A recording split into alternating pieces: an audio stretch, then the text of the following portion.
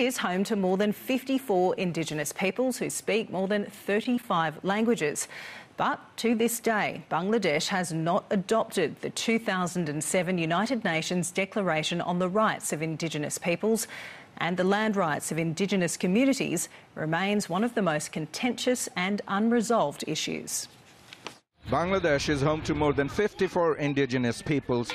They speak more than 35 languages and have distinct cultural identities. Yet they referred to collectively as Adibashis. Chandra Dalbat teaches young people about their cultural heritage to ensure it is passed on to future generations. Of course I consider myself as Indigenous. Our ancestors, including my forefathers, have been living here for centuries, and through birthright, I am a native Indigenous person. Indigenous groups represent nearly 2% of the population of 168 million.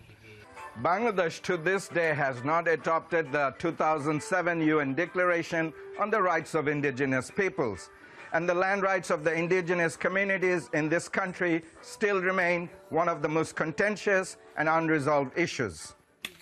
The UN Declaration obligates the government to restore ancestral land and protect minority groups from oppression and discrimination. It is unfortunate that our state still refuses to recognize the identity of our people as indigenous for more than a decade now, which is wrong. If indigenous people are recognized as per the UN mandate, it could also serve the nation's interests by accepting the cultural and ethnic diversity of all concerned. Some school textbooks have been published in indigenous languages, but most are gathering dust. Even though some school books have been published in native languages, so far the government has not given us formal permission to teach those in schools.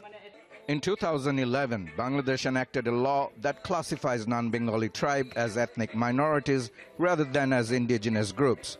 Right groups and analysts think that formal recognition of indigenous peoples would mean the return of lands and protection of fundamental rights, which is why the government is reluctant to adopt the UN resolution. Al Jazeera had hoped to get some clarity from the information minister. However, our request for an interview went unanswered.